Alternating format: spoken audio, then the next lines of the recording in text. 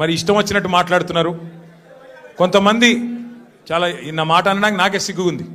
కొంతమంది హీరోయిన్లను వీళ్ళేదో ట్యాప్ చేసి బెదిరించి ఇష్టం వచ్చినట్టుగా వాళ్ళు ఏదైతే అడ్డగోలు వ్యాఖ్యానాలు రాసినారో ఇది వాస్తవమా? వాస్తవం అయితే నా ముందు పెట్టండి, చెప్పండి ఎవరికి అట్లా జరిగింది దయచేసి చెప్పండి అని చెప్పాను.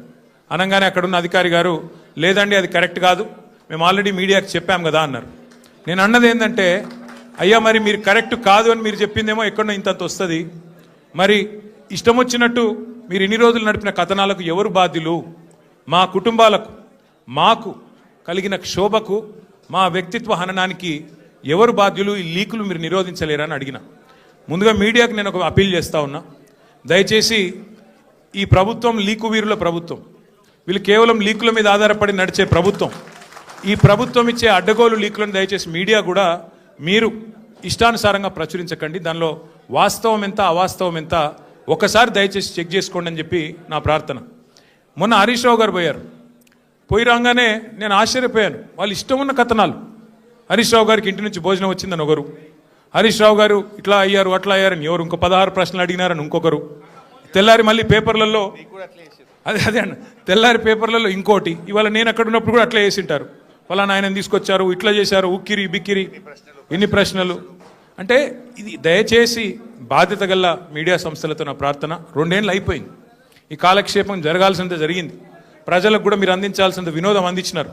కానీ ఇకనైనా దయచేసి 1-2 సార్లు, ఎందుకంటే మాకు కూడా కుటుంబాలు ఉన్నాయి, మాకు కూడా అభిమానులు ఉన్నారు, మాకు కూడా కార్యకర్తలు ఉన్నారు, మాకు కూడా నియోజకవర్గాలు ఉన్నాయి, మాకు ఓట్లేసిన ప్రజలు ఉన్నారు, వాళ్ళు బాధపడతారు. ఇష్టం వచ్చినట్టు మీరు ఇట్లా వండి వార్చవద్దని చెప్పి నెంబర్ 1. రెండవది, వారిని నేను సూటిగా అడిగాను సిట్ వాళ్ళని, మీరు ఫోన్ ట్యాపింగ్ మీద ఏదో విచారణ చేస్తున్నారు కదా, దయచేసి మీరు చెప్పండి, ఈరోజు రాష్ట్రంలో మా ప్రతిపక్ష పార్టీ నాయకులు, మా ఎమ్మెల్యేలవి, మా నాయకుల ఫోన్లు ట్యాప్ కావడం లేదా చెప్పండి మీరు అని అడిగిన. వాళ్ళు మాకేం సంబంధం మాకు తెలియదు అని నీళ్ళు నమ్ములుతున్నారు తప్ప కావడం లేదు అని చెప్పే పరిస్థితి లేదు. రెండవది, నేను అడిగాను, ఒక మంత్రి గారు స్వయంగా నా ఫోన్ ట్యాప్ అవుతుంది నేను మీతో మాట్లాడలేను అని జర్నలిస్టులకు చెప్పుకునే దుస్థితి ఈరోజు ఈ రాష్ట్రంలో ఉన్నదా లేదా మీరు చెప్పండి అని అడిగిన. దానికి కూడా సమాధానం చెప్పరు. అది కాదు ఇది కాదని తప్పించుకునే ప్రయత్నం తప్ప వారు మాత్రం సూటిగా సమాధానం చెప్పలేదు. కానీ ఒక ధారావాహికగా మాదిరిగా ఏదైతే నడుపుతున్నారో, ఒక సీరియల్ లాగా ఏదైతే నడుపుతున్నారో అదే పరంపరలో అడిగిన ప్రశ్ననే అడుగుడు, మళ్ళీ అడుగుడు, ఒక 300 పేర్లు చదువుడు, ఈయన తెలుసా ఈయన తెలుసా ఈయన తెలుసా ఫలానా ఆయన తెలుసా, దాంతోనే 2-3 గంటలు టైంపాస్ చేసుడు తప్ప అక్కడ విషయం ఏమీ లేదు. వారికి కూడా తెలుసు ఆ విషయం. అందుకే నేను మళ్ళొక్కసారి ప్రజలకు, మా సోదరులకు, మా పార్టీ సోదరులకు, మా మీడియా మిత్రులకు కూడా విజ్ఞప్తి చేస్తున్నా, మేము ఒక పార్టీగా, బాధ్యత గల ప్రతిపక్ష పార్టీగా ఏ విచారణకు పిలిచినా మేము సహకరించడానికి సిద్ధంగా ఉన్నాం. మీరు ఎన్ని కేసులన్నా పెట్టండి, ఎన్ని సిట్టులన్నా వేయండి, బాధ్యత గల ప్రతిపక్ష పార్టీగా పూర్తి స్థాయిలో చట్టాన్ని గౌరవించే వ్యక్తులుగా సహకరిస్తాము. మీరు ఎన్నిసార్లు పిలిచినా వస్తామని చెప్పి కూడా వాళ్ళకు కూడా చెప్పినాం. కానీ మా బాధ్యత పెద్దది, ప్రతిపక్ష పార్టీ బాధ్యత పెద్దది. మా బాధ్యత ఏంది? ప్రభుత్వ వైఫల్యాలు, ప్రభుత్వ అవినీతి, ప్రభుత్వం ఏదైతే పూర్తి స్థాయిలో డైవర్షన్ గేమ్లు ఆడుతున్నదో దానికి సంబంధించి కూడా ఖచ్చితంగా మేము ఎత్తి చూపే ప్రయత్నం చేస్తూ ఉన్నాం. ఇవాళ సింగరేణి టెండర్లలో దొంగలు దొరికినరు, సింగరేణి టెండర్లలో ముఖ్యమంత్రి మంత్రుల మధ్యన వాటాల పంచాయతీలో దొంగలు దొరికినరు అని చెప్పి హరీష్ రావు గారు ప్రెస్ మీట్ పెట్టి ఆధారాలతో సహా ఇస్తానని చెప్తే కూడా ఇప్పటి వరకు ఉలుకు లేదు పలుకు లేదు. సరే మీరు సిట్లు వేస్తున్నారు, వేసుకోండి. కానీ మరి ఇవాళ మేము అడుగుతున్నాం, ముఖ్యమంత్రి అనుచరుడు, అత్యంత సన్నిహితమైన వ్యక్తి, అట్లాగే మంత్రి గారి ఓఎస్డీ మధ్యన జరిగిన పంచాయతీ, 300 కోట్ల రూపాయల కోసం ఒక పారిశ్రామికవేత్త తలకి తుపాకీ పెట్టినరు అని చెప్పి కేసు రిజిస్టర్ అయితే దాని మీద ఎస్ఐటి ఎందుకు లేదు? స్వయంగా రెవెన్యూ మంత్రి కొడుకు ఇలా భూ కబ్జాలు చేస్తూ గుండాలను తీసుకొని స్వైర విహారం చేస్తుంటే దాని మీద సిట్ ఎందుకు ఉండదు? అట్లాగే ప్రభుత్వ సొమ్మును, ప్రజల సొమ్మును ఇవాళ ఈ ప్రభుత్వం కొల్లగొడుతున్నది, కాంగ్రెస్ పార్టీ నాయకులు కొల్లగొడుతున్నారు, ముఖ్యమంత్రి బావమరిదే కింగు పిన్ను అని ఆధారాలతో సహా చూపెడితే దాని మీద ఎస్ఐటి ఎందుకు ఉండదు? అట్లాగే HILTP అని చెప్పి పారిశ్రామిక భూములను కొల్లగొట్టి 5 లక్షల కోట్ల హైదరాబాద్ ప్రజల ఆస్తిని కొల్లగొట్టే ప్రయత్నం చేస్తుంటే దాని మీద ఎస్ఐటి ఎందుకు ఉండదు?